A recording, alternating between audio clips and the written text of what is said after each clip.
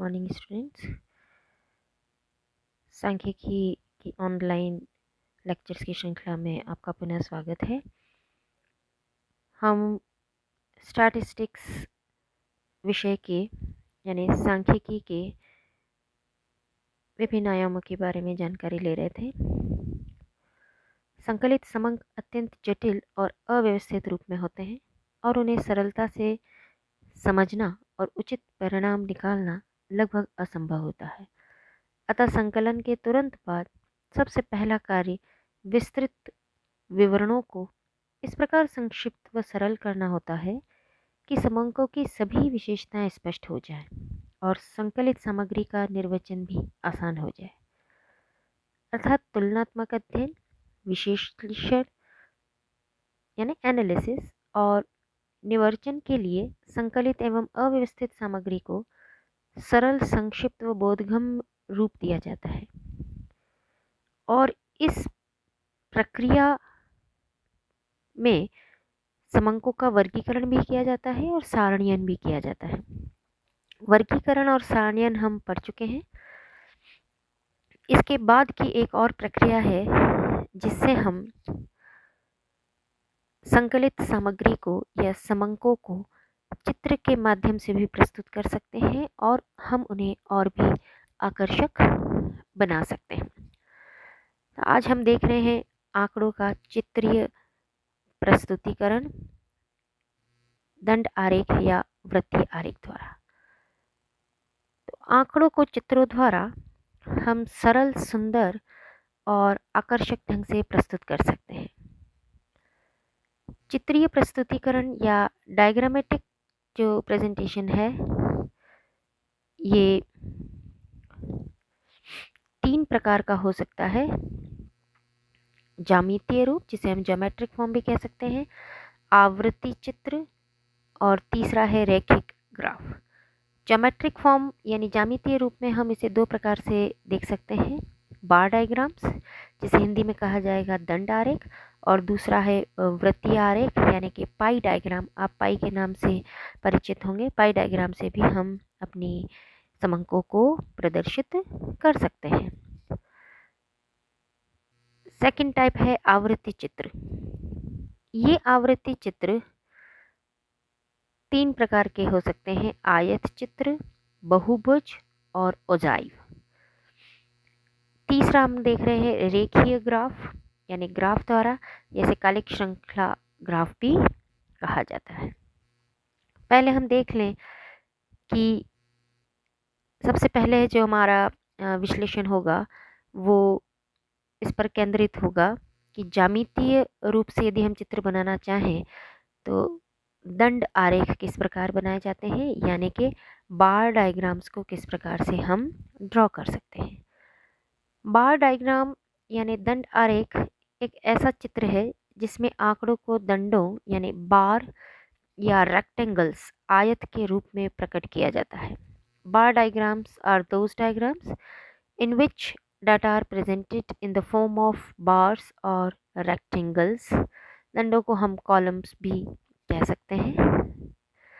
एक बार डायग्राम बनाते समय हमें किन बातों का ध्यान रखना चाहिए, यानी कि बार डायग्राम से अभिप्राय एक आयत और आयताकार आरेख से लिया जाता है। इसके द्वारा ही चर के मूल्य को, यानी जिस बारे में ये इन्फॉर्मेशन दी गई है, जैसे बर्थ रेट हो सकता है, डेथ रेट हो सकती है, पॉपुलेशन हो सकती है, एग्रीकल्चर एरिया हो सकता है, डिफरेंट स्टेट्स का हो सकता है या प्रोडक्शन हो सकता है, तो इनके द्वारा ही वेरिएबल्स के मूल्य प्रकट होते हैं। इसकी मुख्य विशेषताएं इस प्रकार है कि कोई भी बार डायग्राम की लंबाई या ऊंचाई में मूल्यों के अनुसार परिवर्तन आता रहता है। अर्थात लंबाई अधिक या कम हो सकती है, परंतु ध्यान रखें बच्चों, इसकी जो चौड़ाई है या जो विड्थ है वो सभी बार की एक जैसी रहेगी। लंबाई या लेंथ या जिसे आप ऊंचाई भी कह सकते हैं, ये उस वेरिएबल की वैल्यू यानी मूल्य पर निर्भर करेगा। जैसे मान लीजिए अलग अलग ईयर में प्रोडक्शन है तो प्रोडक्शन अलग अलग हो सकता है, कम ज़्यादा, तो उसके हिसाब से उसकी हाइट या लंबाई रहेगी, ऊंचाई रहेगी। लेकिन विड्थ सभी बार डायग्राम्स की कैसी रहेगी, सभी बार की, एक डायग्राम के सभी बार की विड्थ सदैव समान रहेगी। नेक्स्ट है कि ये जो बार हैं जिसे हम दंड कह रहे हैं, वर्टिकल या खड़े या क्षैतिज, जिसे हम हॉरिजॉन्टल या पड़े हुए भी हो सकते हैं, लेकिन वर्टिकल बार्स ज़्यादा पॉपुलर है, ज़्यादा काम में लिए जाते हैं।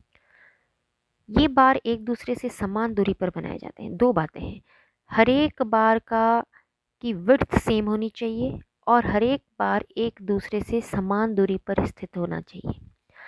सभी बार एक ही बेस लाइन पर होने चाहिए, बेस लाइन यानी आधार रेखा पर होने चाहिए। यदि आंकड़ों का कोई विशेष क्रम ना हो तो उन्हें असेंडिंग ऑर्डर या डिसेंडिंग ऑर्डर के अनुसार प्रस्तुत करना चाहिए।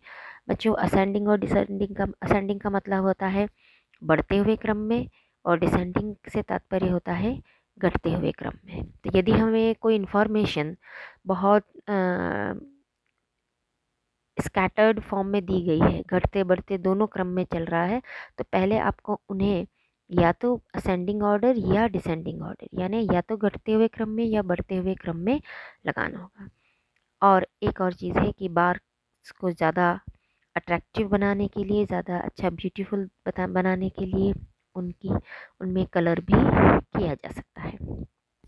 अब हम देख रहे हैं टाइप्स ऑफ बार डायग्राम, यानी कि दंड आरेख के प्रकार। कई प्रकार के हैं। पहला जो प्रकार है वो है सिंपल बार डायग्राम। इसे आप सरल दंड आरेख भी कह सकते हैं। यहाँ आप उदाहरण के द्वारा समझेंगे। क्वेश्चन देखिएगा आप कि निम्नलिखित सारणी में भारत के जन्म दर के काल्पनिक आंकड़े दिए हैं, इन्हें सरल दंड आरेख द्वारा प्रस्तुत करें। क्या दिया गया है? निम्नलिखित सारणी में भारत के जन्म दर के काल्पनिक आंकड़े दिए गए हैं, उन्हें सरल दंड आरेख द्वारा प्रस्तुत करें। किस प्रकार से सूचना दी गई है उसे आप देखें। ईयर्स दिए गए हैं 1951 to 60, 61 to 70, 71 to 80, 81 to 90, 91 to 2000 and 2001 to 2010। इसी प्रकार से जन्म दर है 45, 35, 30, 28, 24 और 20। तो ये बर्थ रेट दी गई है, प्रति 1000 पर होती है नॉर्मली। इसे हमें एक सिंपल बार डायग्राम से शो करना है। टेबल इस प्रकार से दी गई है। फिलहाल सिंपल बार डायग्राम बनाते समय आपको इनमें किसी प्रकार का कोई डेटा को लेकर चेंजेस नहीं करना है। सिर्फ ध्यान रखना है कि एक्स एक्सिस और वाई एक्सिस पर इन्हें आप कैसे शो करेंगे। यहाँ देखिएगा, ये एक्स एक्सिस है आपका, ये जो ब्लैक लाइन बनाई है ये एक्स एक्सिस है, जिसमें कि ईयर्स दिखाए गए हैं। ये ध्यान दीजिएगा, 51 60, 61 70, 71 80, 81 90, 2000 एंड 2001 to 10। हर एक वर्ष के कॉरस्पॉन्डिंग उनकी जन्म दर दी गई है, यानी बर्थ रेट दी गई है। 51 में जो जन्म दर थी 51 जन्म दर 45। हमने वाई एक्सिस पर देखिएगा, ये आपका वाई एक्सिस है, वाई एक्सिस पर लिया है बर्थ रेट। बर्थ रेट का जो रेंज है वो 20 से लेकर 45 है। कितना है? 20 से लेकर 45। तो यहाँ जो स्केल लिया गया है वो 0, 10, 20, 30, 40, 50, यानी 0 से लेके 50 तक में ये सारे डेटा, ये सारी बर्थ रेट्स आ जाएंगी। इस प्रकार से ये हमने पैमाना लिया है, जिसे आप स्केल भी कह सकते हैं। 0, 10, 20 ये हमेशा समान यानी इक्वल डिफरेंस से लिया जाता है, इसलिए इन्हें बनाते समय भी आपको ध्यान रखना है, ड्रॉ करते समय भी 0 to 10 का बीच में जो डिस्टेंस है वही डिफरेंस या डिस्टेंस 10 to 20 और 20 to 30 के बीच में आना चाहिए। एक और बात है जो हमने कहा कि सिंपल बार डायग्राम बनाते समय ये जो आपने ईयर्स बनाए हैं, हमने ईयर्स लिए हैं, इनको समान दूरी पर बनाना है, तभी इन पर बनने वाले सारे बार्स की विड्थ एक जैसी होगी। विड्थ सबकी एक जैसी रखनी है और हर एक बार की दूसरे बार से हर एक दंड की दूसरे दंड से जो डिस्टेंस है, जो दूरी है, वो बिल्कुल समान होनी चाहिए इसमें, और समान होनी भी चाहिए क्योंकि सन 1951 से 60 के बीच जो डिफरेंस है वही 1961 से 70 के बीच में है, और 60 से 61 का डिफरेंस 70 से 71, तो हर एक बार डायग्राम के बीच में एक एक वर्ष का डिफरेंस आ रहा है, और प्रत्येक बार का विड्थ भी समान होना चाहिए। अब हम ये देख रहे हैं कि 1951 से 60 के बीच जन्म दर कितना थी, 45। 50 में 45 थी, तो यहाँ हमने ड्रॉ किया 45। यहाँ आप ध्यान देंगे हमने यहाँ जो विड्थ ली है ये इनकी विड्थ है, ये सभी की हमने समान ली है क्योंकि प्रत्येक बार की विड्थ को हमें समान रखना है। सन 9 ईयर देखिएगा, सन 1951 से 60 तक के वर्षों में जन्म दर का जो औसत रहा है वो 45 रहा है, तो हमने यहाँ ये 40 और 50 के बीच में होगा 45। इस प्रकार से हमने एक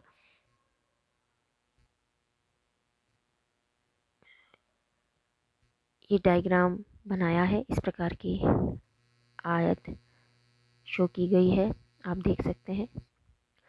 इसी प्रकार से नेक्स्ट ईयर 1961 से 70 में जो जन्म दर है, जन्म दर 35 है, तो 61 से 70 और जन्म दर है 35। 35 के लिए हमने वाई एक्सिस पर देखा, 35 होगा 30 और 40 के बीच, 35 होगा 30 से 40 के बीच। इस प्रकार से हमने 35 को ड्रॉ किया है और एक रेक्टेंगल बना दिया गया है। सभी वर्षों में इस प्रकार से हम बार डायग्राम बना सकते हैं। एक और उदाहरण हम बार डायग्राम का देखेंगे। ये बार डायग्राम आपका वर्टिकल था, किस प्रकार का था, ये सभी वर्टिकल डायग्राम है, वर्टिकल बार डायग्राम। इन्हीं बार डायग्राम को हम वर्टिकल की बजाय किस प्रकार से हॉरिजॉन्टल भी बना सकते हैं ये हम देखेंगे। वर्टिकल चूँकि हम देख चुके हैं, अब हम देख रहे हैं कि इन्हें हॉरिजॉन्टल कैसे बनाया जाए। इसके लिए फिर से एक उदाहरण लिया गया है, आप ध्यान देंगे। क्वेश्चन दिया गया है कि निम्नलिखित आंकड़ों को क्षैतिज दंड आरेख, क्षैतिज दंड आरेख मतलब हॉरिजॉन्टल बार डायग्राम के द्वारा बताइए। हॉरिजॉन्टल बार डायग्राम में आपको एक्स एक्सिस, जो वर्टिकल में हमने एक्स एक्सिस पर लिया था उसे हम वाई एक्सिस पर लेंगे, और जिसे वाई एक्सिस पर लिया गया है उसे हम एक्स एक्सिस पर लेंगे। इस प्रकार से हम इसमें चेंजेस करेंगे। पहला दिया है विद्यार्थी का वर्ग यानी सेक्शन ABCDEF, और इस सेक्शन के हिसाब से उनके मार्क्स दिए गए हैं 300, 250, 200, 150, 100 एंड 50। स्टूडेंट्स को हमने वाई एक्सिस पर लिया है और जिन मूल्यों में परिवर्तन आ रहा है उन्हें हमने एक्स एक्सिस पर लिया है। वर्टिकल बार डायग्राम्स बनाते समय वर्टिकल यानी पहले वाला जो हम बात कर रहे हैं इसकी, यहाँ हमने जिन मूल्यों में परिवर्तन हो रहा है, जैसे बर्थ रेट चेंज हो रही है प्रति वर्ष, उसे हमने वाई एक्सिस पर लिया। यहाँ हम क्या चेंजेस करेंगे कि जिसमें परिवर्तन हो रहा है उसे हम कहाँ ले रहे हैं, एक्स एक्सिस पर। Now the section of students यानी students category which is given into ABCDEF, और इसे यहाँ से लिया गया है ऊपर से ABCDEF, और एक्स एक्सिस पर इस प्रकार से इन्हें मार्क्स, जैसे जो रेंज है मार्क्स की, वो मार्क्स की रेंज है आपकी 50 से 300 तक। तो 50 से 300 के बीच है, तो सारे स्टूडेंट्स इसमें कवर हो जाने चाहिए। तो यहाँ जो स्केल लिया है 0 to 50, 50 to 100, फिर 150, ये बच्चों स्केल हमेशा सेम डिस्टेंस पर होता है, अर्थात इनमें अंतर समान होना चाहिए। पहले आपने 0 से 50 ले लिया, उसके बाद आप 50 से 70 नहीं ले सकते या 50 से 150 नहीं ले सकते। आपको हमेशा ही डिफरेंस कितना रखना होगा, 50-50 का। अगर आपने 10 का रखा है तो आपको हमेशा ही ये डिफरेंस कितना रखना होगा, 10 का, यानी कि समान डिफरेंस, इक्वल डिफरेंस होना चाहिए, तभी ये डिस्टेंस इक्वल आएंगे। चलिए अब हम देख रहे हैं कि जो ए कैटेगरी है स्टूडेंट्स की, उनका मार्क्स कितने हैं, 300। तो हमने यहाँ आप देखिएगा कि ये जो बार डायग्राम्स बनाए हैं इन सभी की विड्थ सेम ली गई है और हर एक बार डायग्राम की आपस में जो दूरी है वो भी समान है। तो पहले ए सेक्शन यानी ए कैटेगरी के स्टूडेंट्स के मार्क्स कितने हैं, 300। तो हमें यहाँ से एक आयत या रेक्टेंगल बनाना है, उसकी विड्थ यानी चौड़ाई समान रखनी है और 300 तक ले जाना है। इसे आप ऐसे भी देख सकते हैं, यहाँ तक हम ले गए और 300 से फिर हमने एक रेक्टेंगल यहाँ पर ड्रॉ किया है। ये इस प्रकार से एक पूरा रेक्टेंगल हो जाएगा, ध्यान देंगे। इसी प्रकार से हमने नेक्स्ट कैटेगरी ली है स्टूडेंट्स की और उनके मार्क्स है 250। यहाँ आप एक्स एक्सिस पर ध्यान देंगे, एक्स अक्ष पर ध्यान देंगे। 250 आपका ये पॉइंट है, यहाँ आपने लिया इसे। 250 से यहाँ चलेंगे और विड्थ इक्वल रखते हुए इस प्रकार से हम एक और रेक्टेंगल या आयत बनाएंगे। इसी प्रकार से उदाहरण के लिए एफ कैटेगरी है स्टूडेंट्स की और मार्क्स हैं 50। हमने 50 के ऊपर हम ले गए और इस प्रकार की एक रेक्टेंगल को फॉर्म किया है। इसे हमने, अब चूँकि ये खड़े हुए बार हैं इसलिए इन्हें वर्टिकल बार डायग्राम या दंड आरेख कहते हैं। ये हॉरिजॉन्टल है यानी क्षितिज के समान है, इसलिए इन्हें हॉरिजॉन्टल बार डायग्राम कहा जाता है।